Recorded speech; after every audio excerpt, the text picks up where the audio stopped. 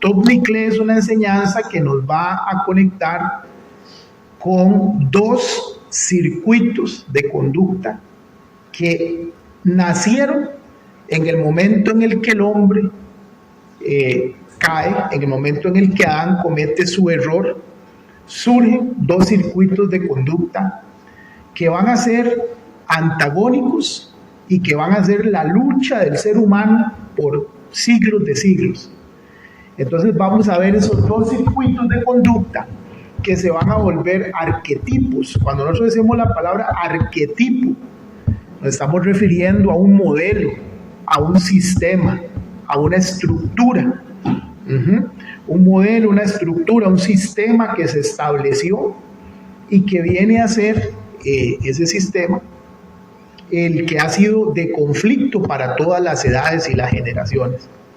Muy bien, entonces ya tenemos la idea del título de Topnicle, y que básicamente a nivel general trata de dos circuitos de conducta que surgieron en el Edén, en la caída del hombre.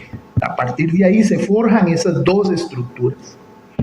Para poder ahondar en estos dos circuitos, para poder entenderlos, vamos a usar como, un poquito más, la siguiente, vamos a usar como texto, para los que apuntan, Génesis 32, 3 al 36, 43, oiga, es un montón de textos. Génesis 32, 3 al 36, 43. Esto en hebreo viene a ser una porción, ¿verdad? Que en hebreo se dice parashá Vaishlach, así se llama. Este texto que va de Génesis 32, 3 al 36, 43 es todo una porción en hebreo que se llama Vaishlach, así se llama esa parashá, que es una porción, un texto que abarca específicamente eso. Okay, vamos a contextualizar un poquito de lo que estudiamos la vez pasada para hoy poder dar el salto a la segunda parte de Topnicle. Primero que nada, como ven ustedes ahí, tenemos un estudio, una parashá que es bastante fuerte, bastante grande, larga, es profunda. Esta es una de las porciones más profundas de la Escritura.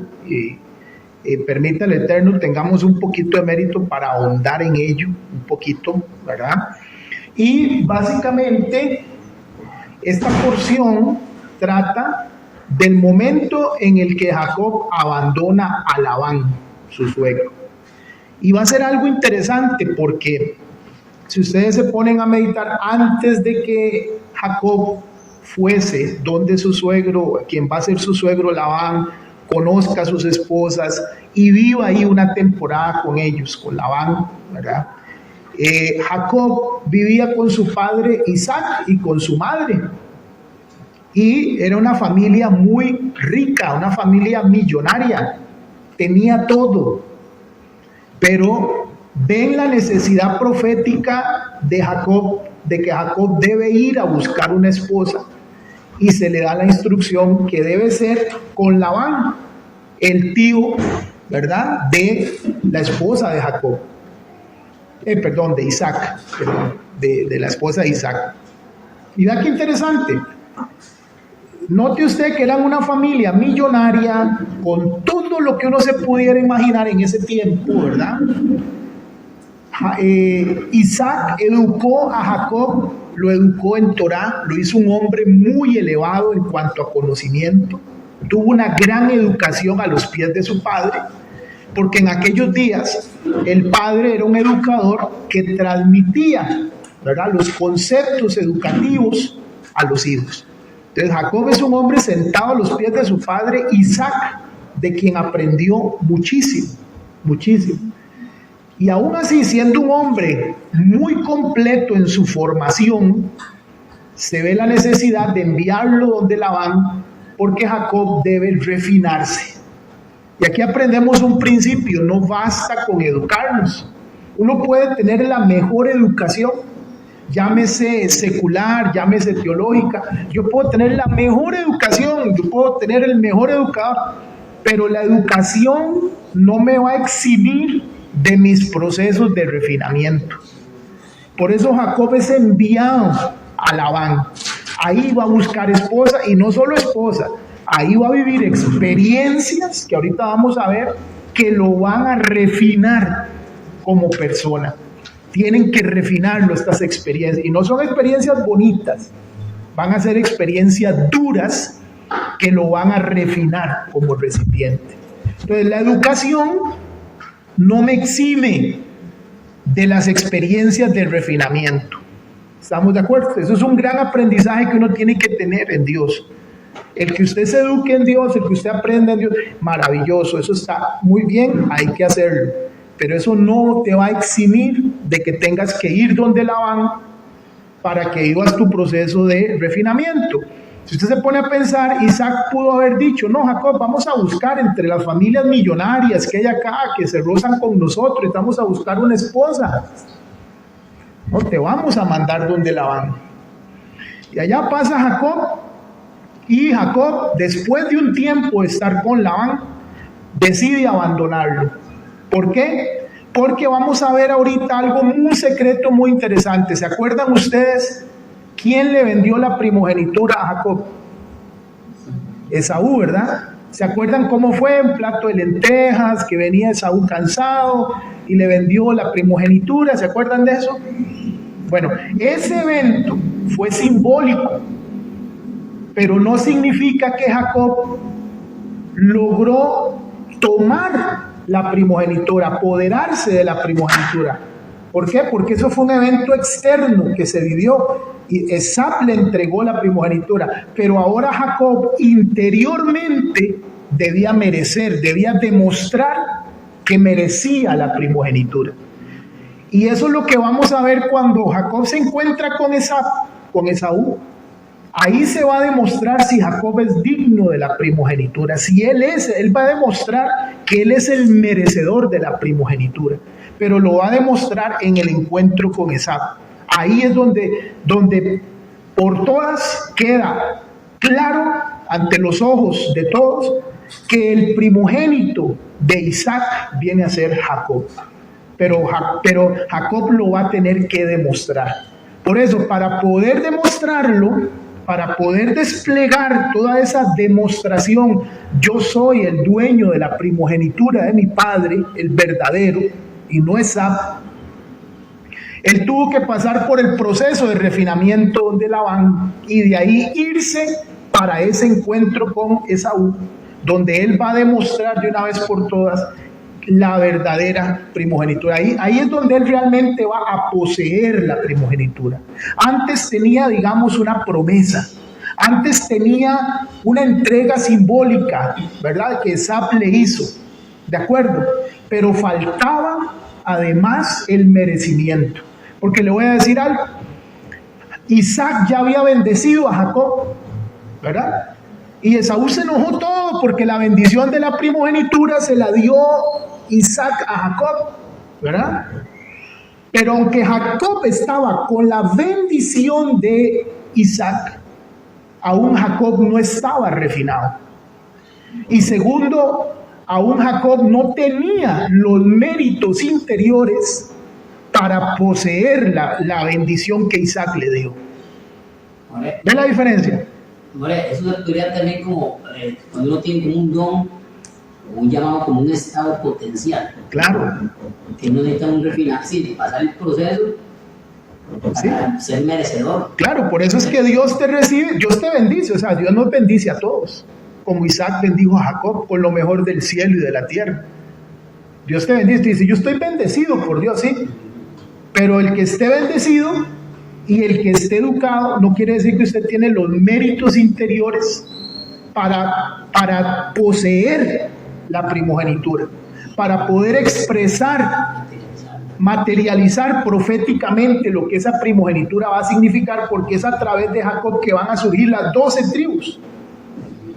¿Lo ven? Pero van a surgir a través de ese Jacob que demuestra ante Esaú quién es digno de esa bendición. ¿Vamos bien? Entonces, y vamos a ver que ahí se genera un problemas familiares que van a ser también un arquetipo para todos los tiempos posteriores, arquetipos proféticos, ¿verdad? Bueno, antes de poder ver todo esto, veamos un poquito el contexto. Sí, claro, pero claro. Yo entiendo cuando usted dice demostrar, no lo vemos humanamente, sino lo vemos a través de un trato de Dios, precisamente que lo está llevando a Jacob, y Jacob inconscientemente no sabe qué es lo que va a aprender, sino más bien cuando regresa, ya él sabe que ya él viene bien. Excelente. Entonces eso es lo que nos pasa a nosotros, ¿verdad? Oye, usted es profeta y ya se fue a profetizar todo. Qué bueno, qué bueno. Muy bien, pastor. Y todos los que cuando tengan alguna idea o algo que preguntar o opinar pueden hacerlo libremente, ¿verdad? Muchas gracias porque es un excelente aporte. Nos damos cuenta que no basta con ser bendecidos. O sea, a veces la iglesia está contenta y somos bendecidos de Dios, pero no significa que estamos refinados. Otros, además de bendecidos, tienen una educación en Dios, o sea, han aprendido cosas con Dios, han caminado, han madurado, ¿verdad? Y uno dice, llevo un ratillo con el Señor y algo he aprendido en este camino, pero eso no significa que estoy refinado. Para ser refinado yo tengo que ir donde Labán, como le pasó a Jacob, proféticamente hablando, y ahí estuvo donde Labán. O sea, esto es así como decimos, los procesos son entrenamientos. Exactamente. Nos confrontan a nosotros mismos para ver a quién realmente servimos. Si realmente estamos dirigidos, aunque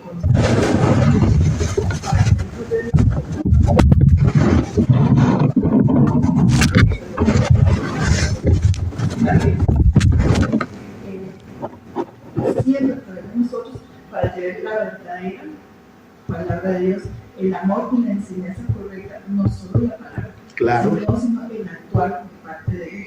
Claro, y vean qué bonito, porque yo puedo actuar en la unción, como decía ahora el pastor también, yo puedo actuar bajo una unción, pero no quiere decir que yo esté refinado, ¿no es? Porque la unción viene por la bendición, la unción viene por la enseñanza, pero no quiere decir que yo esté refinado, ¿no es? Ni Jacob se libró del refinamiento. Muy bien, veamos, ¿sí?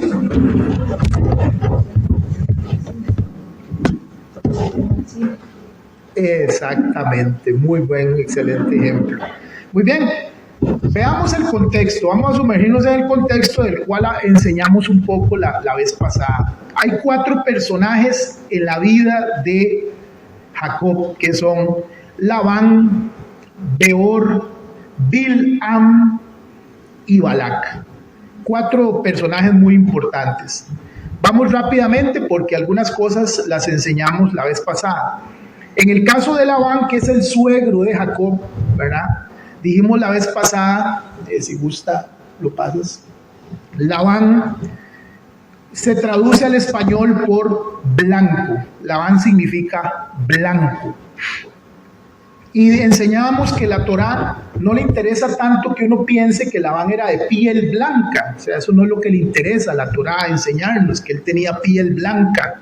Sino que si Labán hubiese sido una persona que llega a reconectar con Dios, si él se hubiese entregado a la causa de Dios, ese era el destino profético de Labán. En su nombre está el destino profético.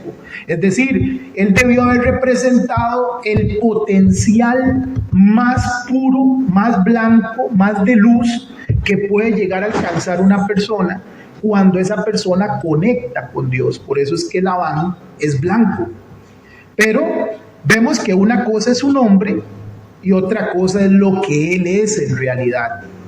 Vemos que Labán es una persona en la cual hay oscuridad en él. Todo lo contrario, se llama blanco y en él hay oscuridad. Hay oscuridad en él. ¿Y esto qué hace? Que Labán esté sumergido en vacuidad. ¿Han oído esa palabra?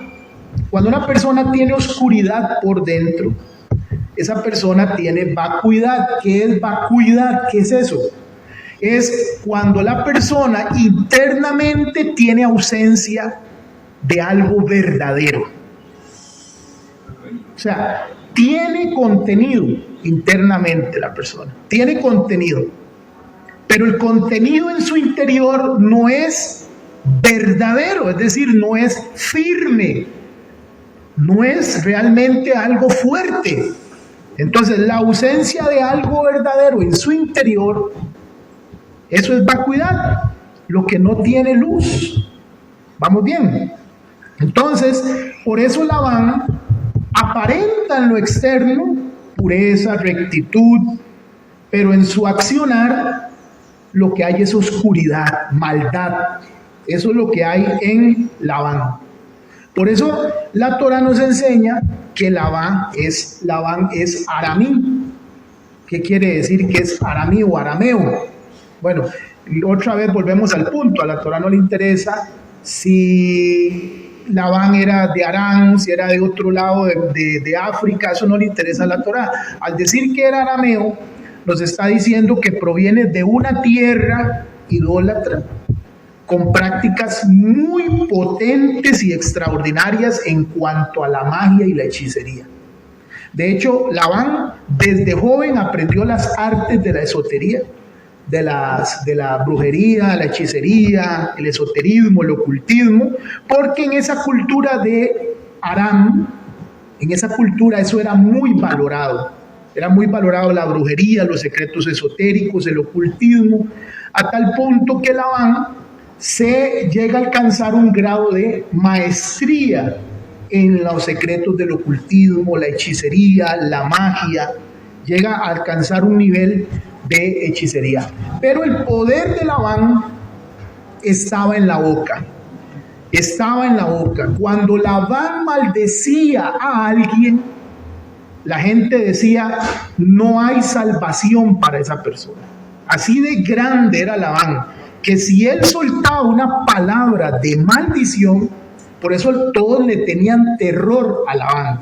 Así literalmente en la historia, la gente le tenía terror a Labán por el poder que él tenía en su boca. Cuando él maldecía a alguien, soltaba una palabra sobre algo, dice la historia, no había salvación para esa persona.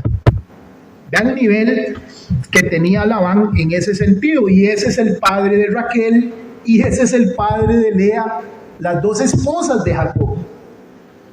Imagínese usted. Y no solo eso, es padre de otro hijo, de otro hijo que se llama Beor. Ese es el hijo de Labán. Beor va a ser el que hereda las prácticas esotéricas y los secretos de hechicería de Labán. Entonces, Beor va a ser un hechicero, pero increíble, porque va a heredar todo de su padre. Es un aprendiz, un estudioso de las artes de su padre. Ese es Beor, ¿verdad? Y Beor, sí, más adelante en su descendencia llega a tener a otro que se llama Bilam, que nosotros lo conocemos en la Reina Valera como Balaam, el de la burra, ¿verdad? Que le habló el burro. Bilam es descendiente de Beor, y Bilam tiene un poder en su boca también impresionante. Por eso es que Bilam, ¿cuándo aparece Bilam? Imaginen que Bilam aparece 200 años después de la historia que estamos contando de Jacob, porque Bilam aparece cuando Israel ya sale de Egipto, va por el desierto, ¿verdad? Y cuando van por el desierto, el rey de Moab, Balac, quiere maldecir a Israel, quiere destruirlo, eliminarlo de sobre la faz de la tierra. Pero Balac sabe que la persona que puede derribar a Israel es Bilam, con el poder de su palabra. ¿Vamos bien? Entonces, Bilam también quiere lo mismo, él quiere destruir a Israel, ¿verdad? Él quiere derribarlo por completo. O sea, vea el nivel de lucha espiritual en el que entró, en el caso de Israel, cuando estuvo en el desierto, contra Bilam y Balac. Fue una lucha espiritual muy profunda, porque no eran hechicerillos ahí, Walter Mercado, ¿verdad? Eran hechiceros poderosos, muy poderosos, ¿verdad? Pero Bilam sabía algo. Él sabía que Israel, él sabía que él tenía un poder sobre todo. Pero cuando se trataba de Israel, Bilam sabía que la única forma que el poder de él podía actuar contra Israel era que Israel mismo sea el que cayera en la trampa. O sea, que sea Israel, ellos en su desobediencia, que se desconecten de arriba. Si ellos en su desobediencia se desconectan de arriba, en ese momento de desconexión es cuando Bilam podría tener poder contra Israel para destruirlo completamente.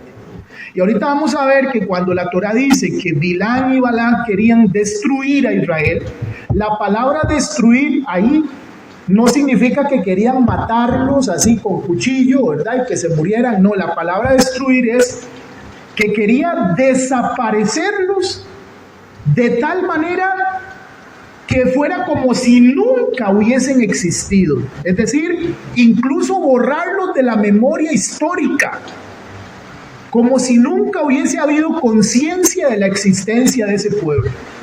Así de grave era lo que quería hacer Bilam y Balac, ¿verdad? Muy bien. Entonces Balac envía a llamar a Bilam, ¿verdad?, para poder tratar de luchar contra Israel. Balac también era otro gran brujo. Esto es una cosa impresionante.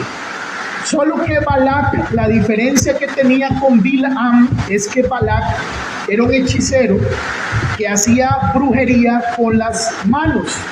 Es decir, él usaba cosas físicas, materiales, para transmitir males. De hecho, Balac en hebreo se llama Balac ben Zippor. No sé si está ahí. Balac ben Zippor. Así se llama en hebreo, Balac ben Zippor. ¿Por qué? Porque Zippor en hebreo significa un pájaro. Eso significa en hebreo, un pájaro. Balac había construido un pájaro de oro y de plata, ¿verdad? Y había emitido hechizos sobre ese pájaro. Ese pájaro había que ponerlo en las mañanas por donde sale el sol, de frente al sol todo el día, y en las noches por donde sale la luna. Había que quemar incienso todo el día y toda la noche durante 7 días, y a los 7 días el pájaro profetizaba. El pájaro adivinaba cosas, le decía cosas a Balac, le daba información importante a Balac. Así trabajaba. Por eso se llama Balac ben Zippor. Y estos son el estirpe. Este es el estirpe, Talmidim, con quienes se va a enfrentar Jacob. O sea, Jacob se va a enfrentar contra Labán. Pero vean el nivel. De Labán sale Beor, de Labán sale después Bilam. O sea, es una estirpe muy poderosa en temas de lo que es hechicería, magia y demás. Muy bien, esa parte vamos a dejarla ahí para poder entender. Entonces, así de grave era el suegro que tenía Jacob. Un brujo del más alto rango y del más alto nivel. Pásale un poquito ahí. Así, ¿no? Muy bien. Pero vean qué interesante. Antes de que Jacob salga de donde Labán, ¿verdad?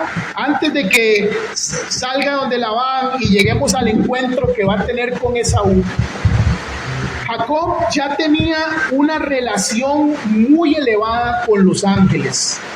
Es decir, Jacob era un hombre capaz de cultivar cualidades de tal manera que los ángeles fueron creados para responder a las cualidades del hombre. Vamos a entender eso. Por ejemplo, cuando una persona entiende la cualidad de la generosidad y del bien, hay un ángel que se relaciona con eso, ¿verdad? Entonces, cuando una persona domina esa cualidad, el ángel viene y le sirve a la persona, lo acompaña. se convierte en su protector. Cuando la persona aprende a dominar la cualidad del temor a Dios, hay otro ángel. Y ese ángel, cuando reconoce esa cualidad en el recipiente, el ángel viene y se queda a la par de la persona y es parte, como viene a ser como parte de su ejército, de los ángeles que le acompañan. Entonces, Jacob llegó a un punto donde había una gran cantidad de ángeles que le acompañaban, porque era un hombre que había crecido mucho en cualidades divinas. Entonces, por eso los ángeles le servían. Esto lo vemos reflejado, por ejemplo, Yeshua, cuando fue tentado. Usted lee en la tentación de Yeshua qué pasó al final, cuando todo terminó. Dice que los ángeles No le servía. le servían. ¿Por qué le servían? Porque es el Hijo de Dios. Porque es el Mesías. No. Los ángeles le servían porque vieron las cualidades en él y por eso estaban a su servicio y a sus pies. Cuando él dice después más adelante, Pedro, la cosa no es así, cortándole la oreja al soldado. Yo puedo en este momento pedir legiones de ángeles. Es decir, todos ellos están sentados a mi favor porque son cualidades que yo tengo en mí. El ángel corresponde con eso. ¿Vamos entendiendo? Entonces, ¿qué dice? Muy bien, entonces, muy bien. Dice Génesis 32:4, ahí lo tienen, ¿verdad? Dice que Jacob envió mensajeros delante de sí a su hermano Esaú. Tenemos un Jacob que viene saliendo donde el suegro, ¿verdad? Y sabe que lo que sigue más adelante es encontrarse con su hermano Esaú, donde se va a definir el tema de la primogenitura. ¿Qué hace Jacob? Dice que envía mensajeros. Pero vemos que ahí en hebreo, vean, ahí dice, Vaishlach Jacob Malahim. Ahí está, Malahim es ángeles en hebreo. Se tradujo al español como mensajeros.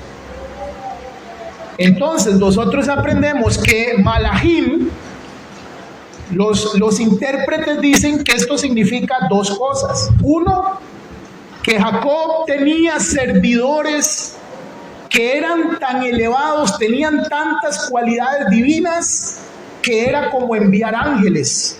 Si los enviaba a ellos, era como enviar a los ángeles mismos. ¿Vamos bien? Y esta es la interpretación que dice que estos eran realmente ángeles que fueron enviados de parte de Jacob a Esaú. ¿Vamos bien? Entonces, esto de lo que habla es de la grandeza espiritual de Jacob, del nivel de protección divina que tenía, a tal punto que sabemos por la Torá que a Jacob lo acompañaban dos campamentos de ángeles. Había un campamento que lo acompañaba en tierra de Israel y había otro campamento de ángeles que lo acompañaba cuando estaba fuera de la tierra de Israel. Eso, para que lo apunten, está en Génesis 32, 2, 3, que nos habla acerca de los dos campamentos. Entonces vemos que con Jacob caminan un montón de ángeles guardianes. Y esos ángeles representan no solo protección para Jacob, representan las cualidades que Jacob ha conquistado, ha cultivado, en las que ha crecido. Eso representa. ¿Ok? Todas las pruebas que pasó, todas las adversidades, cada vez que hizo acciones de bien, misbot, mandamientos, él alcanzaba cualidades divinas y entonces cada vez más ángeles lo servían. Muy bien, y vea qué interesante, envía ángeles a Esab. Uno dice, ¿cómo Esab? Si Esab es un perverso, Esab es un pecador. Esab era un hombre muy elevado también, malo, pero muy elevado. Viene de su padre Isaac. Esab sabe hablar también con ángeles. Es una cualidad que aprendió de Isaac, su padre. Por eso es que no es nada extraño que Jacob envíe ángeles. Y así es la vida de Jacob. Jacob está lleno de ángeles, a tal punto que incluso llega un momento antes de encontrarse con Esaú, luchó contra el ángel de Esaú. ¿Sí o no? Que dice que toda la noche estuvo luchando contra aquel ángel que sabemos nosotros que era el ángel Samael. Estaba luchando contra el ángel Samael. Era el ángel que se encargaba de cuidar y de proteger a Esab. Samael representa severidad, porque si hay algo que Esab es que Esab es riguroso para mal. Riguroso para mal, severo para mal. Cuando Esab decide hacerle un daño a alguien, está resuelto, está decidido, su severidad es inquebrantable. Así es Esab de malvado. Bueno, pero tiene la bendición de Isaac, su padre, y por eso los ángeles lo acompañan. En este caso, Samael. ¿Y qué hace Jacob? Jacob lucha con el ángel, ¿verdad? Sabemos, el ángel le cambia el nombre a Jacob y le dice, ya no será más Jacob, serás Israel. Ahí estuvo la primera señal de la primogenitura. Cuando el ángel le cambia el nombre y dice, ya no serás más Jacob, serás Israel. Muy bien. Y nosotros sabemos que cuando se le cambia el nombre a una persona, cambia el masal, cambia el destino, cambia la suerte, cambia todo en la persona. Porque el nombre va conectado con el destino profético. Por eso el ángel le cambia el nombre a Jacob. Muy bien. Pero cuando Jacob le dice al ángel, ¿cuál es tu nombre? El ángel no le revela su nombre, sino que el ángel no le dice cuál es su nombre, solo le dice, déjame ir porque ya raya el alba. ¿Verdad? Esto es porque los ángeles ellos están por encima de la relación entre una palabra y la manifestación de esa palabra. Es decir, nosotros los seres humanos necesitamos usar las palabras o el lenguaje para poder identificar nuestro mundo. Yo no sé que esto es una mesa si no me enseñaron en la escuela que esto se llama mesa. Yo no sé que esto es un mantel si en la escuela no me enseñaron que esto es un mantel. Entonces yo grabo la imagen y cuando oigo la palabra mantel ya yo me imagino un mantel en mi cabeza porque ya tengo grabada la palabra y la cosa con la que se relaciona. Los ángeles están por encima de eso. Por eso es que el ángel le dice, de nada te sirve saber mi nombre. ¿Por qué? Porque mi nombre es según la misión que me es entregada. Porque quiere decir que los ángeles, ellos se llaman según la misión que Dios les asigna. ¿Estamos bien? Muy bien. Sí. Llama la atención este pasaje de Jacob, no interpretado por muchos años, esto es interesante, hasta que llega la revelación. Lo que más me llama la atención es que Saúl decide primero la herencia de Jacob. Y es interesante todo esto porque le enseña a uno el esperar esa autoridad de Dios en cada uno de nosotros y no ver en qué otro tiene más o tiene más don, digamos, ¿sí? O lo usa Dios más. Eso es lo que sucede en el reino eclesiástico. Y es un error gravísimo. Un error gravísimo. Claro, nosotros tal vez por el proceso de formación que a veces la iglesia nos da, nos pasamos las etapas, nos las brincamos. Por eso es importante la formación y la educación en Torá, para que nosotros sepamos por dónde tenemos que ir, ¿verdad? Muy bien. O por dónde estamos, claro. Muy bien. Entonces, vamos a continuar. Ahí está lo de los dos campamentos de ángeles, la que sigue. Ahí está cuando Jacob luchó con el ángel. Es una imagen ahí para apoyarse. Y ahora vamos a este versículo. Vamos a usar Proverbios 12:9 para poder entender lo que va a suceder en ese encuentro entre Jacob y Esaú, que es en sí lo que estamos buscando al final. Entender qué sucedió proféticamente cuando Jacob se encontró con Esaú, ¿verdad? Y eso lo vamos a hacer a través del versículo 12:9 de Proverbios, que dice: más vale el despreciado que tiene servidores que el que se jacta y carece de pan. Vean ustedes que en hebreo, ahí está, ahí dice,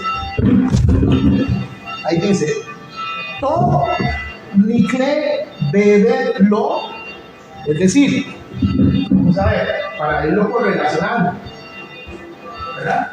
Más vale el despreciado, todo nikle, es decir, más vale.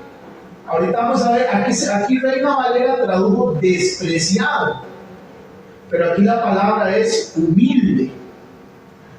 Queda mejor, es una traducción más correcta de la palabra nikle. Todo es bueno y nikle es humilde. Más vale el nikle, el humilde, que tiene servidores. Aquí dice, de Ebed lo, Ebed en hebreo es siervo, que tiene un siervo, que tiene esclavos. Es mejor un humilde que tiene esclavos. Mimit kabed, esto es lo que se tradujo, el que se jacta, el orgulloso, el soberbio. Mimit kabed, bajasar lajen, que es y carece de pan. Muy bien, entonces Reina Valera pone: más vale el despreciado que tiene servidores que el que se jacta y carece de pan. Una traducción conceptual, yo la puse aquí: es mejor el que se torna liviano, y ahorita vamos a ver por qué liviano, no carga muchas cosas. Es mejor aquel que se empequeñece de sí y logró tener un esclavo, que aquel que se siente merecedor de honor, pero en su trastienda, en su aposento, en su casa, no tiene pan.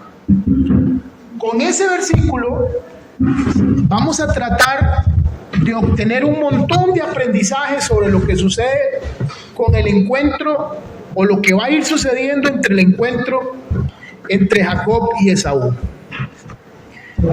Sí. ¿Pudieses explicar en otra forma? En su casa carece de pan. Podríamos decir claramente. Claro, la casa me representa primeramente a mí y luego mi entorno, ¿verdad? Mi casa carece de pan, y ahorita vamos a ver que el pan es primeramente la enseñanza, la educación, la formación. Cuando en hebreo se dice, esta es la Torá que entregó el Señor, este es el pan que entregó Dios, porque la palabra es el pan del cielo. ¿Estamos de acuerdo? Entonces a eso se refiere, que su casa, esta es mi casa, ¿verdad?, carece de pan, carece de enseñanza. Y vamos a ver que en realidad es de enseñanza correcta, porque hay enseñanza incorrecta también, ¿verdad? Muy bien, muy bien. Continuamos. Entonces sabemos que este versículo nos presenta dos conductas: la humildad, el nikle, y el mimit kabed, que es la soberbia. Dos conductas, ¿verdad? Entonces, nosotros tenemos que aprender que todos en nuestra estructura interior, tenemos una tendencia tanto hacia la humildad como hacia la soberbia. Eso está en todos nosotros como seres humanos. La estructura interior tiene esa tendencia. Y yo puedo, con mi aprendizaje y con mis experiencias de vida, jalar más para la humildad a como puedo jalar más para la soberbia. De ahí la importancia de la educación y el aprendizaje, porque todos tenemos esa tendencia hacia la humildad o hacia la soberbia. Antes se pensaba que una persona millonaria era soberbia y que un pobre era humilde. Se tenía esa idea. No, no, no. Yo puedo ser pobre y ser lo más soberbio de este mundo. Entonces no tiene que ver con lo que yo tengo. Está en la estructura interior mía. Entonces eso es lo primero que debemos entender. Todos tenemos esa tendencia. ¿Cuán fuerte jalamos hacia la humildad? ¿Cuán fuerte jalamos hacia la soberbia? Les repito, depende de mis experiencias, mi aprendizaje. Va a depender de eso, de mi formación, de mi refinamiento. Porque yo puedo ser soberbio y me doy cuenta, he sido mi vida soberbio toda mi vida, quiero ser humilde, debo refinarme entonces para la humildad. Porque así como se aprende la soberbia, también se aprende la humildad. ¿Vamos bien? Entonces, vamos a ver que esto se va a ver reflejado en Jacob. Jacob va a representar la humildad verdadera, el nivel más profundo de humildad. Va a ser Jacob, el arquetipo de la humildad. Y Esau va a ser el arquetipo de la soberbia, del orgullo. En el encuentro eso es lo que vamos a ver más adelante. Cómo los dos representan esos dos arquetipos. Y vitales, fundamentales, porque cuando usted estudia la enseñanza de Jesús, usted lo ve en lo que Reina Valera tituló el Sermón del Monte. Y usted ve que las primeras palabras del maestro es: bienaventurados los humildes. O sea, empezó de una. Y Yeshua, en su educación judía, ahora que uno estudia, se da cuenta que está haciendo énfasis, está enseñando en algo que proviene de la enseñanza de Jacob. Jacob es el paradigma de la humildad. Y Esau es el paradigma de la soberbia. Es decir, si yo traduzco las palabras de Jesús a esto que estamos estudiando, Jesús hubiera dicho: bienaventurados los que aprenden a ser como Jacob, porque de ellos será. ¿Lo ven? More, una pregunta. Sí. Cuando usted dice paradigma o arquetipo, ¿se está refiriendo que Jacob fue el más humilde o el que inició? Es que lo digo por el asunto de que la reina ve que Moisés más o humilde sobre la tierra, entonces no sé. Claro. Nosotros podríamos decir que el paradigma más alto de la humildad lo vamos a encontrar en Moisés, claro, pero Jacob no se queda atrás. Sí. Lo que pasa es que, claro, tenemos condiciones distintas. Moisés es humilde guiando un pueblo y conectándolo con Dios. Jacob tiene que ser humilde para ganar su mérito. ¿Ve? Son luchas distintas. Moisés primero fue soberbio. Y él no se acaba de decir. Tuvo que aprender a ser muy bien. Excelente. Entonces vemos, Talmidín, que la humildad es el llamado del pueblo de Israel, del pueblo de Dios, aunque actualmente nosotros sabemos que la soberbia llena por todos lados la iglesia, ¿verdad? Lamentablemente eso es así, porque es un tema de aprendizaje, ¿verdad? ¿Quién es el soberbio? El soberbio es la persona que solo quiere darse honor a sí mismo, ¿verdad?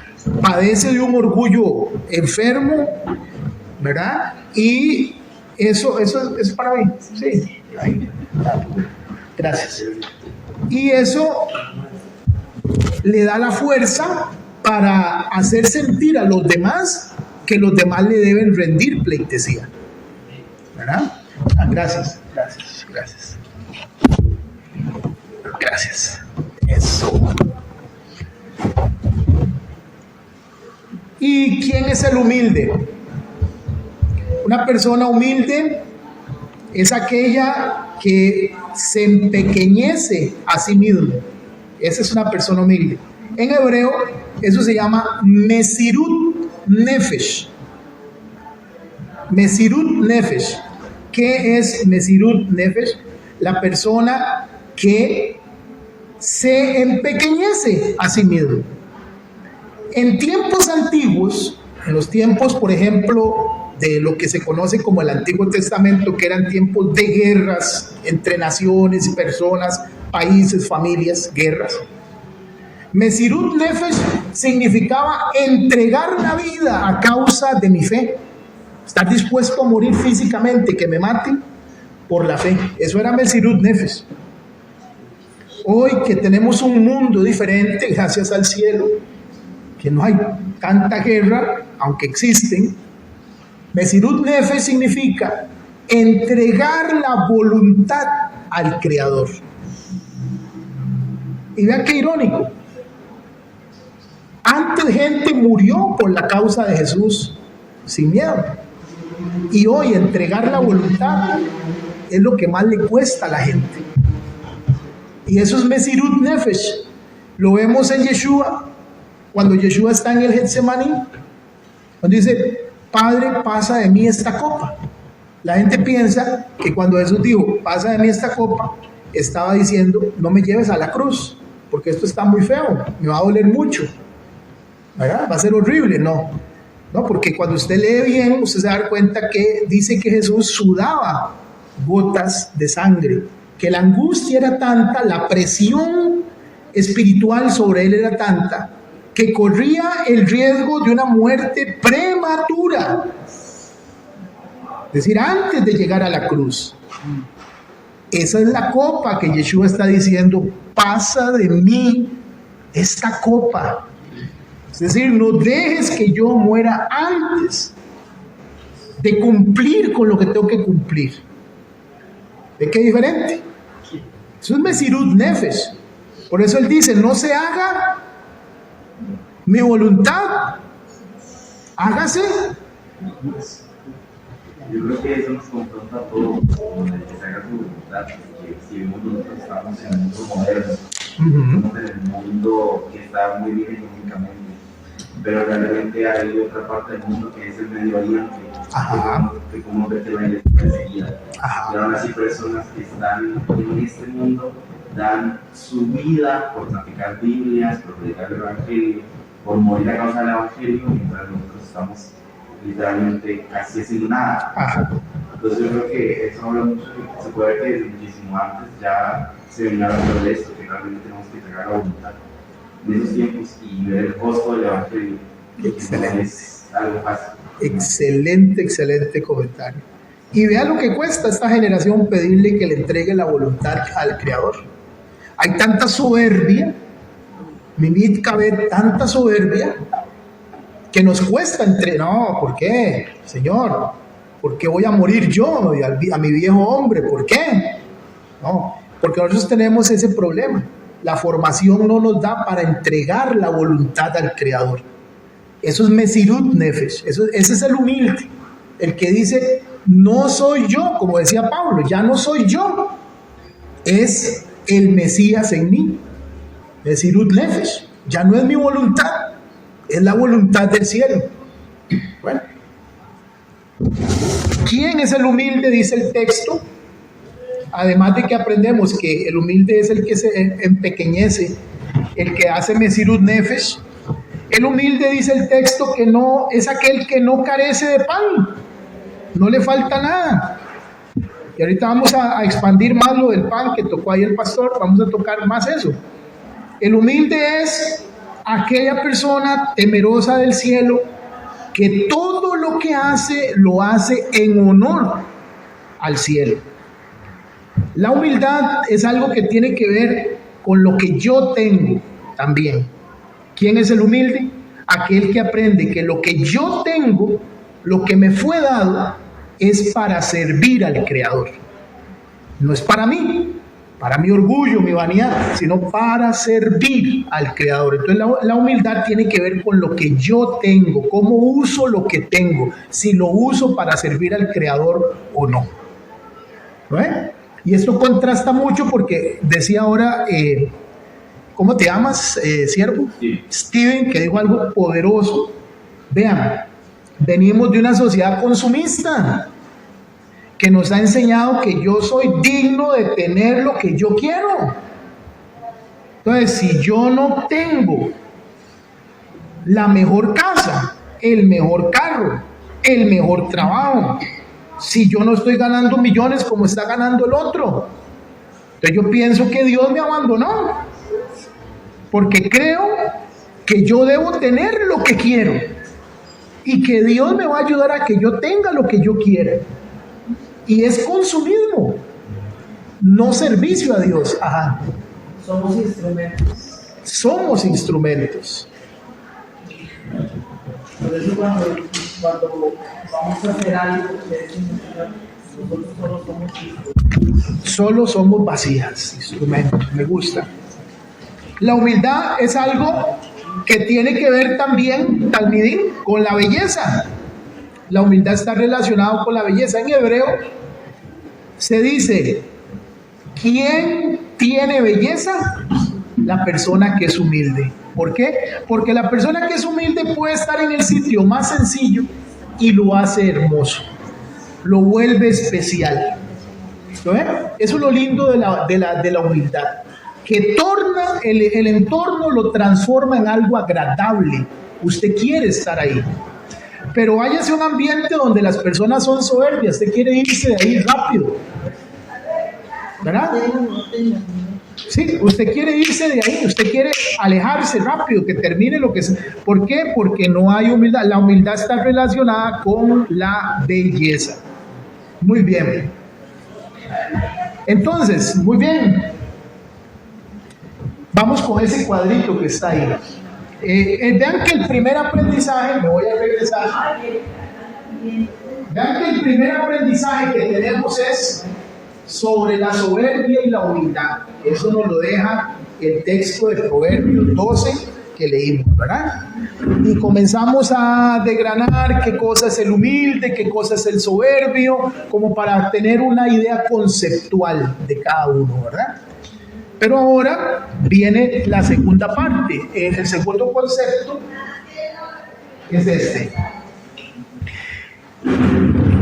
En Torah nosotros aprendemos que la raíz de la soberbia es el Yetzer Hará. Se dice en hebreo que es Yetzer Hará.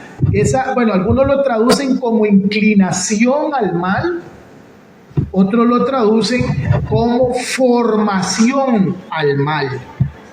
A mí me gusta más la segunda, porque me da a entender que el mal en mí muchas veces es por cómo me han enseñado, por cómo he aprendido, por cómo me han formado, por aprendizajes. Muchas veces el mal es un aprendizaje en la vida de una persona. La persona ha aprendido eso y desaprenderlo es de lo que más cuesta, ¿sí? Entonces el Yetzer Hará es la raíz de la soberbia. La inclinación al mal surgió a partir del momento en el que el hombre comienza a fallar en el Edén. Ahí toma fuerza el Yetzer Hará, ¿verdad? Esa formación hacia el mal. Pero aunque nosotros decimos que el Yetzer Hará es una formación, que el Yetzer Hará es una inclinación, en realidad el Yetzer Hará está representado en lo alto por un ángel que en hebreo se dice Mekatrej.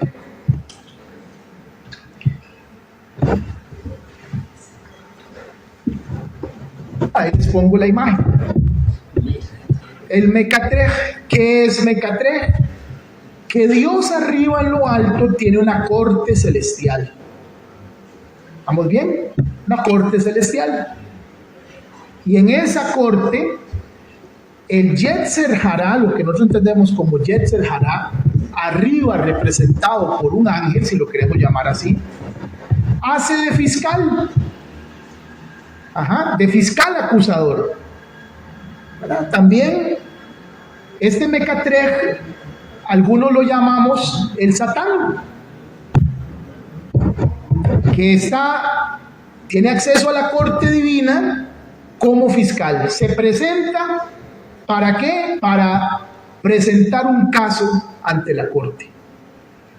Y la mejor imagen que tenemos de esto es la de Job, ¿verdad? Cuando dice que se presentó el adversario ante la corte celestial y que le dijo el Eterno: has visto a mi siervo Job? ¿Verdad? ¿Y qué dijo el Mecatrej, el fiscal acusador? Que dijo, sí, porque lo has bendecido. Quítale lo que le has dado para ver si te bendice de la misma manera. A ver si sigue siendo fiel. ¿Verdad? Entonces, ese es el Mecatrej. El Mecatrej lo que hace es observar las acciones de los hombres. Él observa las acciones de los hombres. Cuando los hombres hacen acciones de mal que atentan contra el hombre o contra las personas que le rodean, el Mecatrej toma evidencia de eso. Y entre más acciones de mal hace la persona, el Mecatrej va acumulando evidencia hasta que arma un caso y lo presenta en la corte. Si en la corte dicen, sí, esta persona ha estado haciendo tantas cosas malas de verdad, cuántas acciones de mal, entonces la corte decreta un din. Un din es un juicio, un tiempo de adversidad, de circunstancias duras sobre la persona, producto del caso armado que presenta el Mecatrej arriba en lo alto. ¿A ver? Entonces, el Mecatrej lo que hace es que en lo alto sean recordadas, sean tenidas como si ya estuvieran sucediendo en este momento todas las acciones de mal que uno hace, todas las acciones de soberbia que hacemos. ¿Ven? Y así es como se establece el juicio. Entonces, como La humildad. La humildad va a defendernos. Ahorita vamos a ver cómo defendió a Jacob. De hecho, cuando la persona es humilde, vean esto, no funciona igual cuando la persona está tratando de crecer en humildad y comete errores. Vas creciendo en humildad, pero cometes errores. Esos errores del que está buscando crecer en humildad, arriba en lo alto, son tomados como desapercibidos, porque pesa más en la balanza que la persona está buscando refinar su estado de humildad ante el Creador. No es como en la iglesia, que usted peca y de una lo señalan, de una lo enjuician y le dicen, usted es de la carne, del mundo, Satanás lo envolvió, usted está atado, y toda la culpa cuando se comete un error o un pecado, si lo queremos llamar así, ¿verdad? Viene siendo cuando la persona comete el pecado y viene circunstancias de actitud del corazón. Es desapercibido lo que hizo. Para el Espíritu Santo no ha pasado nada, pero para la gente alrededor te siguen recordando tu pasado. Claro, porque no se entiende qué es la humildad. O sea, el humilde no es una persona que no comete errores, no, está en su proceso de refinamiento. Ahorita vamos a ver que Jacob, cuando está con Labán, Labán es terrible. Labán le hace trampa a Jacob, un montón de trampas, ¿verdad?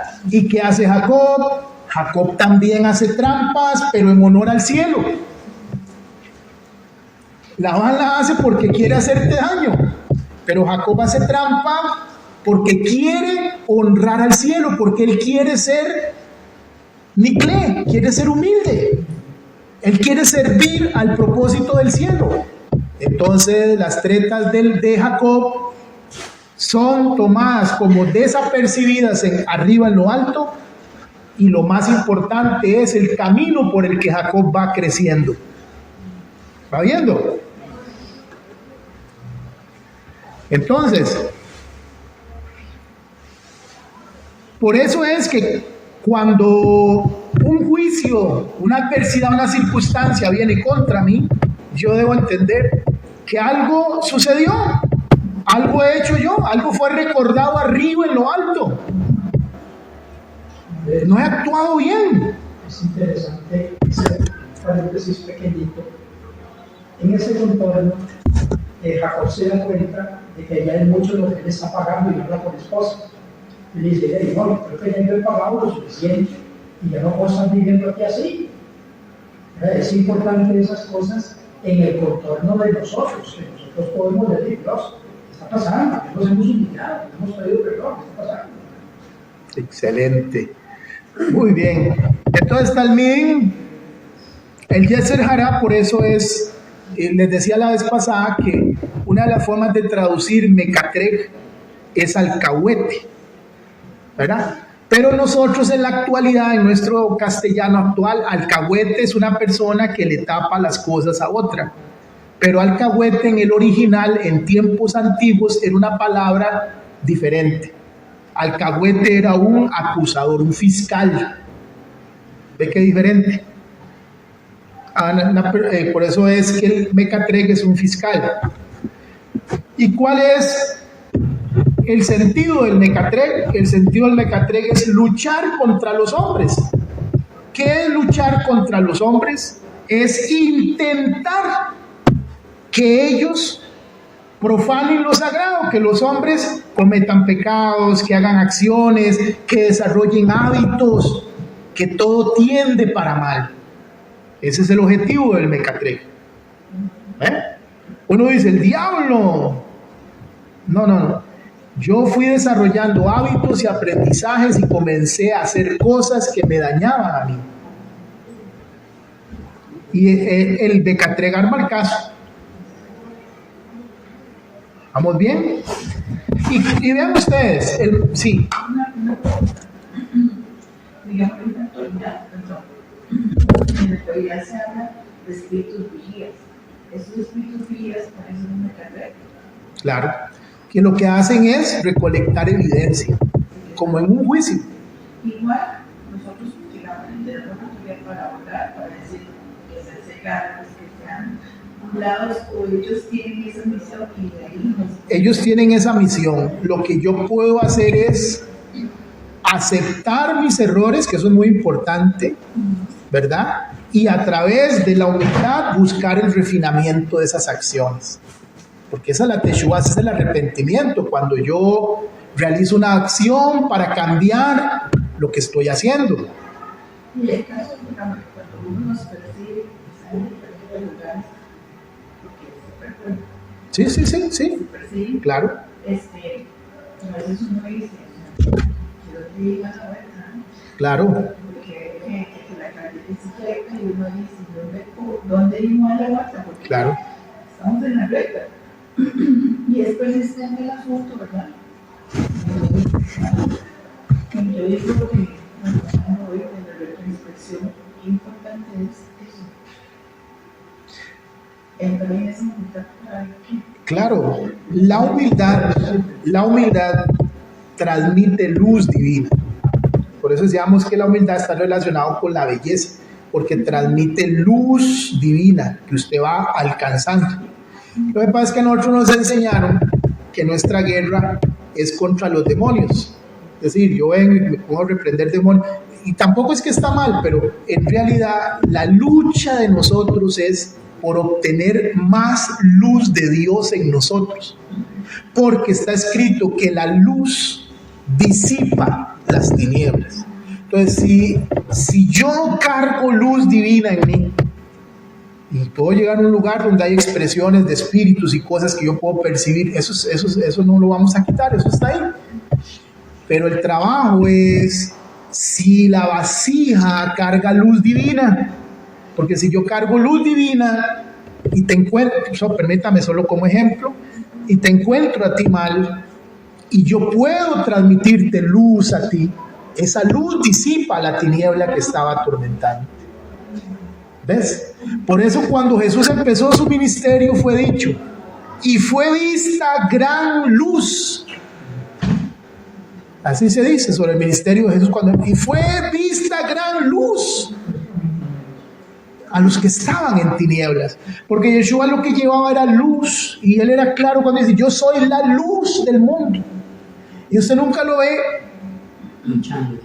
luchando contra demonios como lo hacemos nosotros, y no porque no existan, no, quiero dejar eso claro, no porque no existan, es porque Él tiene claro que la lucha de nosotros es por crecer en luz. Cuando Pablo dice, no tenemos lucha contra carne y contra sangre, sino contra principados, a nosotros eso nos lo satanizaron mucho y no entendemos que la palabra original que ahí viene es que tenemos una lucha contra los arqué. En griego es contra los arquitectos, diseñadores del sistema. Porque el éxito de Satán no es meterse a un cuerpo, el éxito de Satán es diseñar un sistema que la gente aprenda, camine en ese sistema y viva por ese sistema de mal. Ese es el éxito de él. ¿Me explico? Y ese sistema, claro que puede atraer espíritus, generar cosas malas, todo eso, pero es el sistema el problema. Tal vez por eso el pasaje que dice, ¿cómo es? A Pablo lo conocemos, pero ustedes qué son. Claro. O un día estaba enseñando a Mayrena algo muy bonito, que fuimos a la escuela y enseñó algo muy bonito. Estaba hablando sobre el endemoniado gadareno. Y él enseñó que llega Yeshua y lo libera, ¿verdad? Lo libera. Y usted sigue leyendo, ¿y qué pasa cuando él ya está libre? Está sentado a los pies del maestro. Se sentó a los pies del maestro a aprender, a educarse, porque tenía que salir del sistema que había aprendido. No solamente era sacarle, era reaprender todo un sistema, y se sentó a los pies para educarse. Porque eso es un talmid, eso es un discípulo. Se sienta a los pies del maestro para aprender de nuevo el sistema. Porque tenemos una lucha de sistemas. More, Y ahorita el pastor que se me falta. me acuerdo de una clase que usted nos dio que a mí me impactó mucho. Fue cuando usted nos enseñaba que cuando Yeshua dijo que el príncipe de este mundo venía, pero él no tiene nada en mí. No tiene nada. Wow, es decir, en que sus estructuras no había un sistema de esos arquetipos. No hay sistema. No puede entrar de ahí. No hay sistema del adversario en mí. No tiene referencia. Pastor, ibas a decir algo, perdón. Sí, también podemos traer nuevamente, ¿verdad?, este concepto que estás hablando sobre Balaam, o Bilam, Claro. que es el que fabrica un pájaro. Sí. Y ese pájaro es el que vuela a traerle noticias de cierto pueblo, cierta casa, ¿verdad? Entonces ese también es un estilo de brujería. Excelente, excelente. Claro, para armar un caso, porque no llega el mal sobre una vida, sobre un lugar, sobre un territorio, si no hay suficientes causas para que el mal pueda sentarse ahí. ¿A ver? More, una pregunta. Ok, una persona comete un error, un pecado. La Teshuvá puede anular el juicio. La Teshuvá. Usted dice que él va y presenta el caso, ok, es un juicio seguro. Pero la Teshuvá tiene poder para... La Teshuvá es una expresión de la humildad. ¿Qué es Teshuvá? Teshuvá, sí, gracias. Se traduce como arrepentimiento en Reina Valera, ¿verdad? Arrepentirse, ¿sí? Pero en hebreo, Teshuvá, una mejor traducción sería retornar. Ajá. Retorno, me reconecto, ¿sí? Con la raíz de Dios, digamos, la luz. Eso es Teshuvá, me retorno a la raíz. ¿Sí? Ok. Vean qué interesante también. Ibas a decir algo, creo. No, ok. Vean qué interesante. Entonces, ya que estamos hablando del Mecatrek, vean cómo crea un sistema, ¿verdad? El hombre tiene la tendencia, el Mecatrek crea el sistema. Cada vez que el hombre comete soberbia, Gabá, se dice en hebreo, Gabá, soberbia. Cada vez que el hombre comete Gabá, soberbia, ¿sí? Dice la Torah oral que la Gabá, la soberbia, es el alimento que nutre al Satán. Es decir, lo que le da fuerza al Satán es la soberbia en el hombre. Cada vez que el hombre comete pecados de soberbia, está dándole nutrición al Satán. Y dice la Torá oral que el Satán se siente orgulloso de quien lo nutre de soberbia.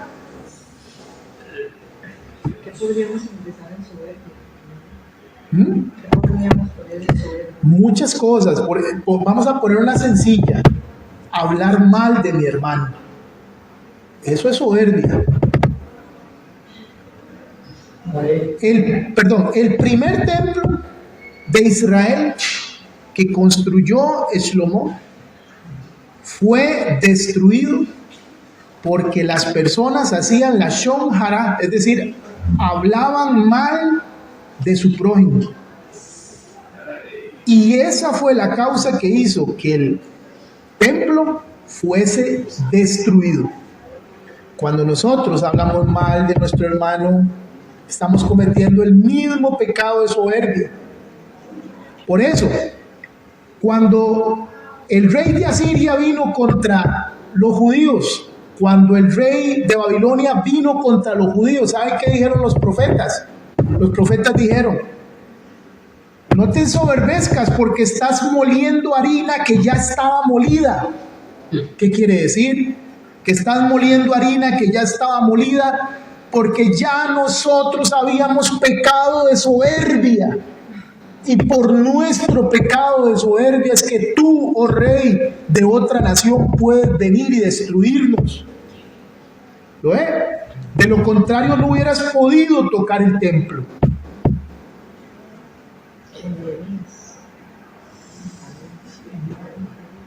Moliste harina que ya estaba molida.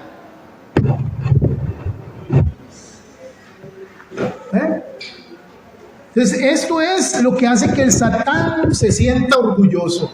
Cuando el ser humano cae en soberbia. Porque eso es lo que nutre al Satán, la soberbia.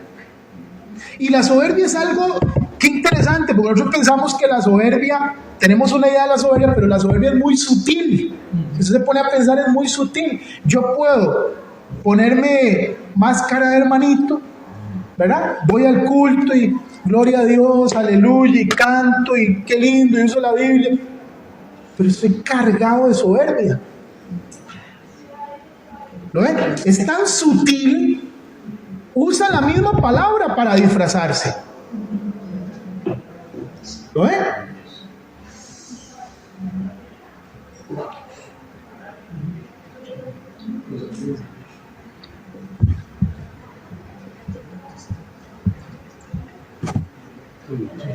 De hecho, estamos hablando. Sí. O sea, de hecho, todos la pretenden.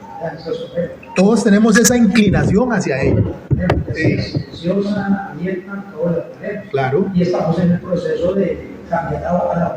Claro, me gusta. Porque aceptando la realidad es como uno cambia.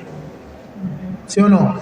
Aceptando la realidad es como uno cambia. A veces traemos soberbia silenciosa. Sí, es la peor, esa es la sutil. Porque no queremos reconocer cuando es soberbia. Esa es la sutil. Esa es la parte difícil. Muy bien. También vamos. Ok, ya me pasó ahí, está bien.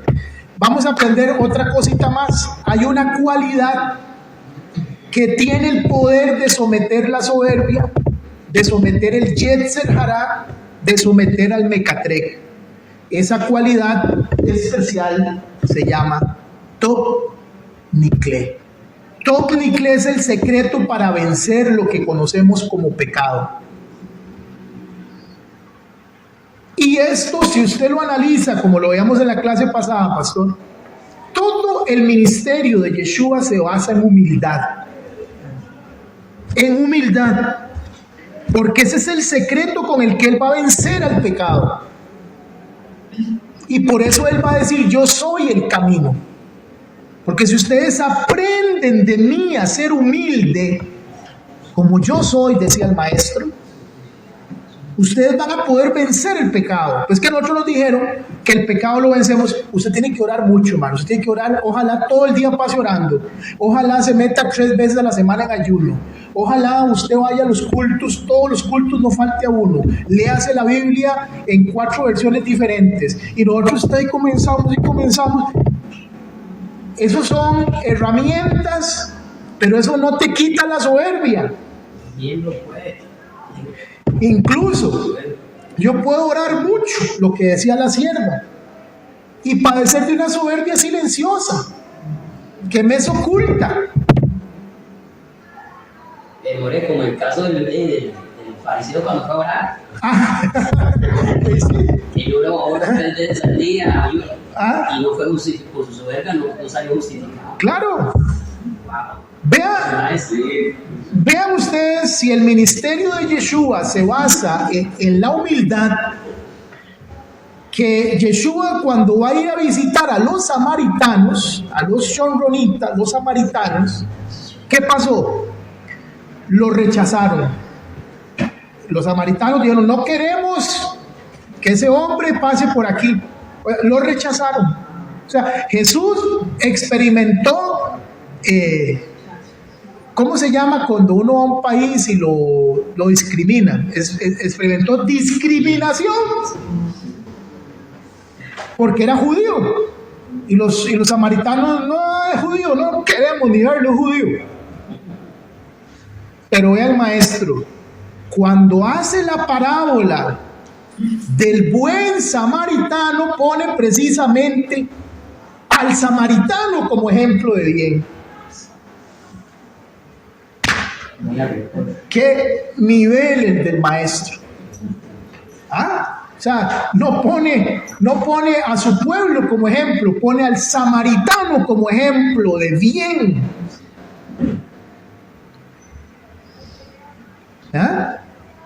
Entonces, dice Proverbios 12:9, más vale el menospreciado que tiene siervo. Más vale el humilde, porque el humilde tendrá un siervo. Oiga, el humilde tendrá un siervo. ¿Cuál es ese siervo? El Yetzer Hará. La humildad va a hacer que el Yetzer Hará se convierta en tu esclavo y ya no serás tú esclavo de él. ¿Lo ven? Es que nos enseñaron y nos metieron, usted es esclavo del pecado, todos somos esclavos del pecado, y lo exaltaron tanto que vemos el pecado como algo invencible, ¿verdad? Pero resulta que más vale el humilde topnicle, porque el topnicle tendrá un siervo. ¿Quién es ese siervo? El Yetzer Hará, el mal, el pecado, la raíz, el mecatrén, el satán, llámelo como usted quiera, se volverá tu siervo, tu esclavo.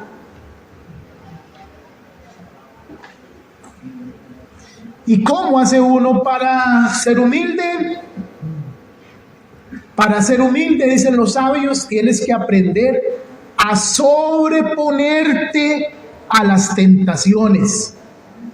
Oiga esto, tienes que aprender a sobreponerte a las tentaciones. Pero, ojo, otra vez, porque la palabra tentación para nosotros es un problema. Porque nosotros decimos tentación y todos decimos sexo, robo, envidia y comenzar. Ese es el concepto que tenemos de tentación. No. La tentación es esas circunstancias, esas adversidades, esas experiencias que lo que hacen es invitarme a que yo me aferre a lo material, que yo me aferre a la soberbia, que me aferre a lo que no está vinculado al Creador. Esa es la tentación más grande.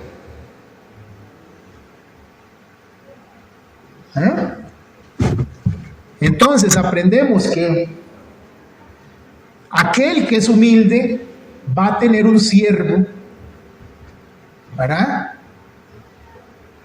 Va a tener un siervo, porque el humilde no puede pecar de soberbio, no puede pecar de orgulloso, no puede pecar de vanidad, porque la soberbia Cuando Adán falló, se crearon dos circuitos de conducta. Uno guía a la soberbia, otro guía a la humildad. ¿Vamos bien? Uno guía a la soberbia, otro guía a la humildad. Entonces, en lo espiritual, con la soberbia surgió una fuerza que se llama en hebreo Tumah, T-U-M-A-H, Tumah, que se tradujo al español como impureza. Entonces se lee el Antiguo Testamento y dice: y el sacerdote estuviera impuro, no podrá entrar. Y Tumah, es decir, si el sacerdote tuviera Tumah, no puede entrar a ministrar. Impureza. La impureza en hebreo significa desconexión. Es decir, si el Cohen, el sacerdote, tuviese Tumah, está desconectado. No puede entrar a ministrar. Porque estaba, por eso era que el sacerdote no podía tocar un muerto. Yo les enseñé a ustedes que cuando una persona muere, ¿verdad? Si esa persona buscó crecer en Dios, desarrollarse, esa persona buscó crecer en humildad, en conectarse con Dios, es decir, esa persona alcanzó un cierto nivel de elevación espiritual, llámelo santidad si usted quiere, como quiera, pero tiene un nivel de elevación espiritual esa persona. Entonces, cuando el alma sale del cuerpo, del momento que la persona muere, el cuerpo es semejante a una vasija de miel, una vasija que tiene miel, y usted saca toda la miel. ¿Qué pasa con la vasija? Queda embarrada de miel. Entonces, en lo espiritual, cuando el alma sale con la elevación que alcanzó, con el nivel de luz que tenía, el nivel de conexión con Dios, deja residuos dentro del cuerpo. Entonces, el espíritu de la Tumá, para poder sobrevivir, lo que hace es meterse al cuerpo, absorber esos poquitos de luz, digámoslo así, que quedaron en el cuerpo de la persona, donde salió el alma que había alcanzado luz. De eso bebe el espíritu del mal, de eso se nutre, y por eso ese cuerpo queda impurificado. Por eso era que el Cohen no podía tocar un cuerpo muerto, porque si el cuerpo era de una persona que buscó a Dios, quedaban, digámoslo así, claro, yo estoy haciendo una descripción para poder entenderlo, quiero, ¿verdad?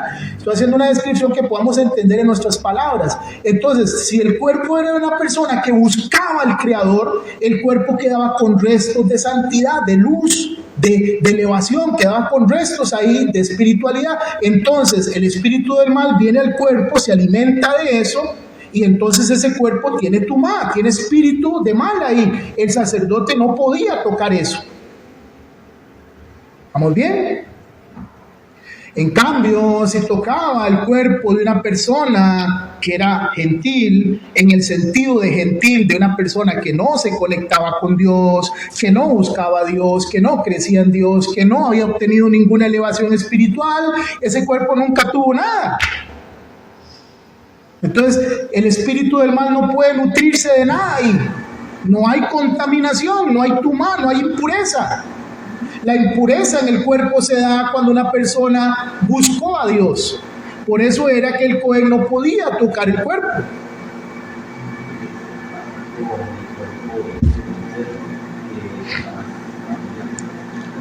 Ajá.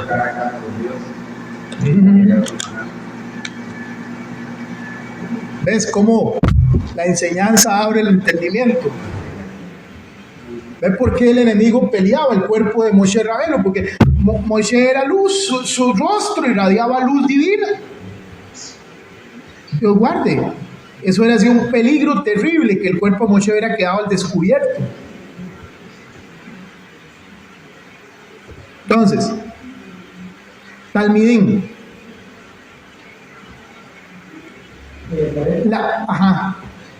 Es interesante, digamos, a las personas que ven en casa.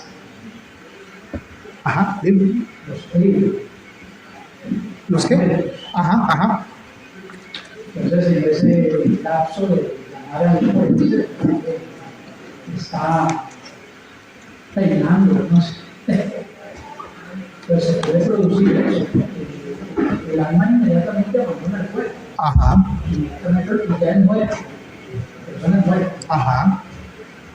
O sea, eso yo considero que es una transferencia tan nociva, o sea, hablamos de una mujer que después se une al esposo, el esposo que tocó el cuerpo se une a la esposa, es algo increíble, puede ser. O sea, Digamos, vea esto, cuando una persona... Hasta, por ejemplo, cuando mi mamá murió, Ajá. ella era una cristiana, Sí. la que la tocó fue mi mamá, fue la mía. Sí. Sí. Lo que pasa es que entendamos esto, no es lo mismo el Cohen que tenía que entrar al lugar santísimo una vez al año en condiciones muy elevadas, casi que perfectas, que el pueblo. El pueblo, si tocaba un cadáver, tenía rituales para quitar esa impureza y no pasaba nada, seguía la vida.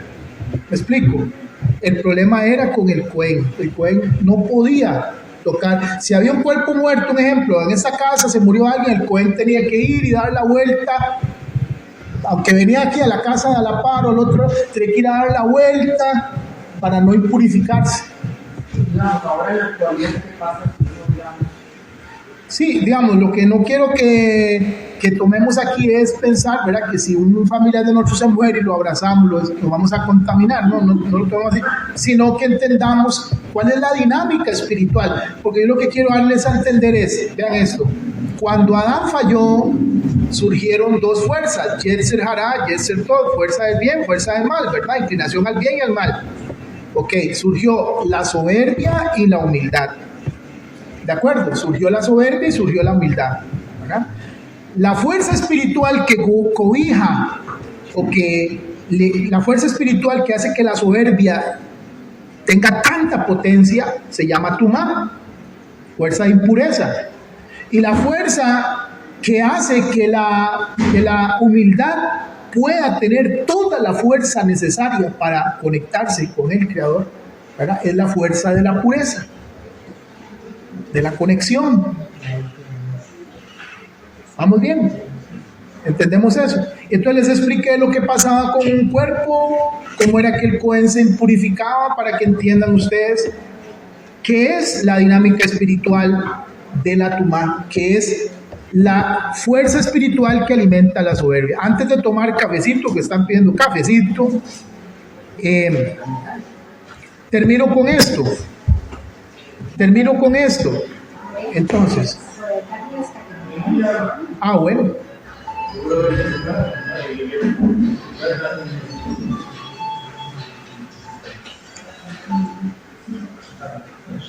Entonces, ¿vamos bien ahí? ¿Tal bien? Muy bien. Ok, entonces seguimos. Proverbios 12:9. Volvemos otra vez al texto. Proverbios 12:9. Dice Proverbios 12:9. Tob nikle be'evet lo. Es decir, Tob nikle hemos traducido por mejor es el humilde que tiene un siervo, ¿verdad? Y vimos que ese siervo es el Yetzer Hará. La humildad es capaz de someter al pecado. El secreto del sometimiento al pecado es la humildad. Ese es el secreto. ¿Vamos bien? Nosotros pensábamos que la humildad era para ser buena persona, solo para ser buena gente. Pero en realidad la humildad oculta la fuerza espiritual para vencer el pecado. Por ejemplo, cuando oramos, por ejemplo, yo soy una que yo oro y le digo al Señor que quite de mí todo orgullo, toda vanidad, toda prepotencia, porque quiero agradarle. Pues eso es algo muy bueno, sierva, pero yo le diría que afine la puntería tal vez, y que en lugar de decir quita de mí es muéstrame, déjame ver aquello donde yo soy soberbio, déjame verlo, que yo lo pueda ver, que no se oculte de mí, abre mis ojos, para que entonces también me muestres qué debo hacer. ¿Lo ven? Y va el trabajo divino y tu trabajo de la mano.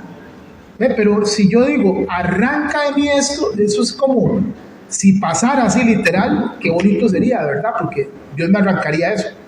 ¿Me explico? Si no, muéstrame, déjame ver dónde hay soberbia en mí. No me lo ocultes, déjame verlo. ¿Ve? Ese es el tema. Gracias por la pregunta.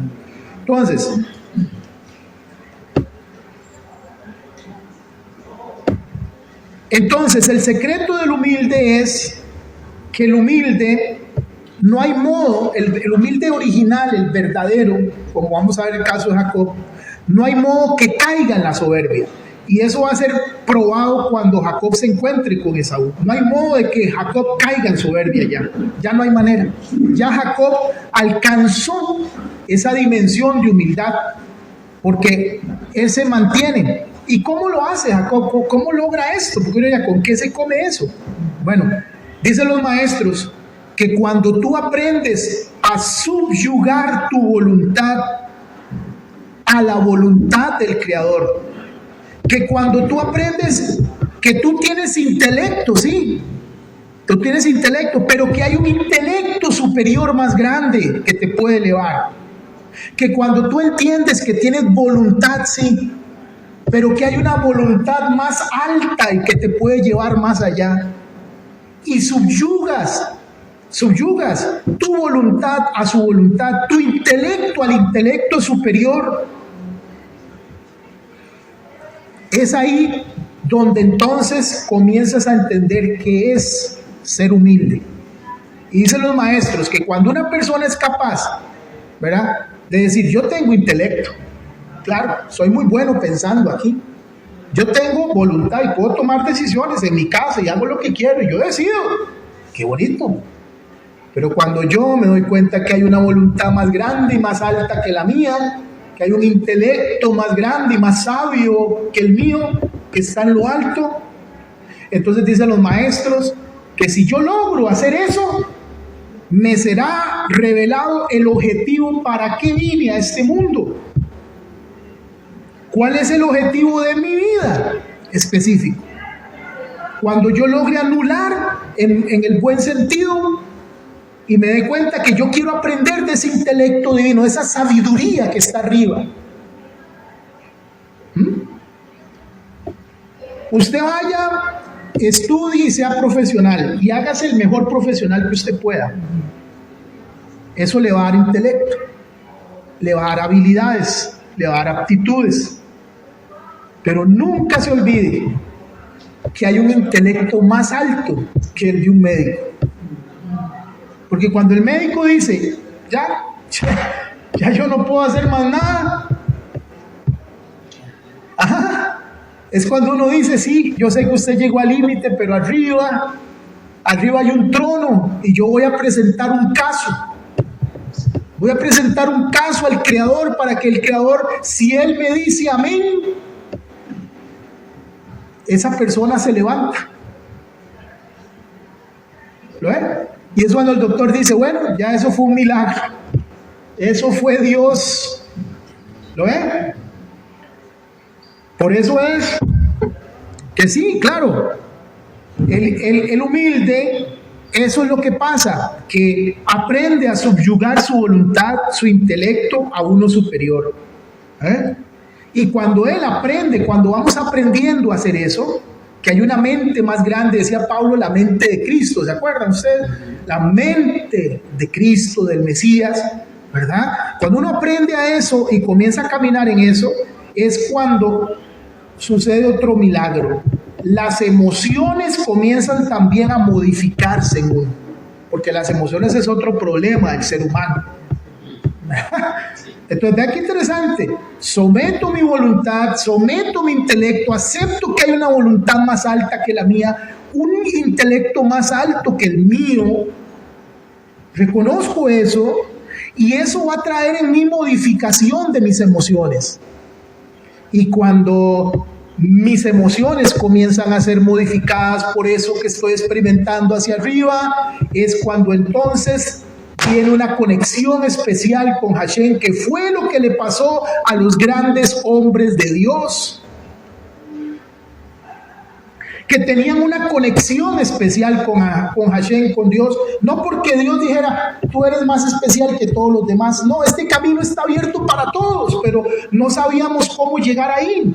Pensábamos que si yo oraba más, iba a llegar ahí, que si yo ayunaba más, iba a llegar ahí, que si yo estudiaba más, iba a llegar ahí, pero Dios dice, no, solamente entrégame tu voluntad, entrégame tu intelecto, anúlate ante mí, empequeñécete ante mí, y yo voy a empezar a modificar tus emociones, y cuando tus emociones comiencen a ser modificadas, comenzarás a experimentar una conexión especial conmigo. Y esto es un camino abierto para todos. No es como a veces en la iglesia que tenemos el famoso mito del ungido. Ahí está el ungido, a ese es el que Dios oye. A ese es el que Dios, ¿verdad? Si ese hombre ora por mí, todo va a cambiar. Puede que no. O sea, y no estamos, y quiero ser equilibrado, no quiere decir que no hay ungido, ¿verdad? Me explico. Pero me refiero que a veces No, ahora que estás hablando de ungido, bueno, uno que ha estado en el sistema, bueno, Daniel también, yo siempre... ¿Está ungido, Daniel? Ore por mí, Daniel, por favor. El sistema de la iglesia, y ahora que estás hablando de humildad y soberbia, ese sistema de la iglesia es un sistema que alimenta la soberbia. Porque, por ejemplo, en los cultos, cuando hacen los llamados, ¿verdad? Están los ministros, entonces... ellos nunca están mal. Exactamente, entonces, digamos, uno pasa, entonces, él me va a tocar. Entonces, ya no es tu conexión con el Eterno, con el directamente con el Creador, sino es que él lo tiene que tocar para yo sentir. Y el problema es, que yo he analizado, es que ellos, cuando ya tocan a alguien, claro, la persona, yo siempre he visto que eso es como manipulación en ciertas cosas. Muchas veces, porque le están gritando a uno, cierta, entonces ya uno dice, para quitar encima de esto, algo que a mí me pasó. Confiesa tu pecado que te has tirado, el problema es que estaba durito. El problema es que me imagino cuando el siervo está orando y claro, la persona cae en bendición, yo creo que esa persona se empieza a alimentar ese ego. Es que cuando yo toco a esa persona, ellos caen. Entonces, yo me veo que es un daño que están haciendo porque... Claro. Y muchos terminan mal. Y es irónico porque no significa que no se pueda orar por alguien y que Dios se pueda expresar. ¿Lo es? Pero lo hemos convertido en un patrón, ¿verdad? Donde si yo oro por ti, algo te va a pasar, porque si tú oras, no va a pasar nada. Es peligroso. Es que también en el lado de la persona que se le va a orar, ya esa persona va en la mente que le tiene que poner la mano. Wow. O sea, tanto, digamos, la persona que pone para poner manos, tanto la persona que se hace el llamado, y que esa persona viene con la de que si no me toca, no voy a sentir nada. O sea, es un complemento. Pastor, y ahora que tú estás hablando, hay un versículo en la Biblia que habla Pablo, no tengas ligereza en imponer las manos. Dice Pablo, no tengas ligereza, no corras en poner las manos. Sí, claro. Sí, yo no voy a la casa porque voy al domingo que ahora Claro. Y vea esto. De ahí, es que es un hilo tan delgado, qué fuerte, ¿verdad? Que lo que vemos que la soberbia es sutil, ¿no? Porque tal vez hay siervos que hacen eso y su corazón no está mal, pero es lo que aprendieron, lo hacen porque lo aprendieron, así es el sistema, eso es lo que se hace. ¿No? Eso es como, yo crecí en la iglesia, a mí no se me olvida los años en que empezó la unción del soplo. Sí, usted llega ahora vas a caer, y usted decía, uy, qué bueno este siervo, cayeron como 100, y entonces usted se preparaba 3 días de ayuno, el pastor le decía, le toca predicar el domingo, usted decía, a ver, yo 3 días de ayuno, oración, me paro en ese altar y estoy listo para soplar, y usted decía, vengan hermanos, ahora sí. Qué raro, dice, nadie se cayó. No, hermano, venga, ahora más, ahora. Y usted comenzaba, ¿no es? Porque usted pensaba que si usted imitaba, ¿no es? Lo que usted había visto, tal vez Dios le dio eso a una persona en un momento específico profético, pero no tiene por qué convertirse en un patrón. Exacto. Tal vez Dios quiere usarte, puede ser imponiendo la mano, puede ser un abrazo. Dios puede hacer algo milagroso a través de un abrazo que Dios le diga a usted, abraza a esa persona. No tuviste que soplar, no tuviste que poner las manos. ¿Lo ven? Otras veces Dios puede decirte, no sé, si usted tiene el don de lenguas, habla lenguas en esa persona, algo va a suceder en su interior, pero es algo que Dios te da en el momento, es una estrategia de Dios, porque no es porque yo quiero que me use, Señor, en este momento para que la sierva vea que tremendo siervo soy yo, estoy conectado contigo. No, es que si el Eterno, si el Espíritu Santo me habló y me dijo, ve, como a Pablo, usa ese pañuelo.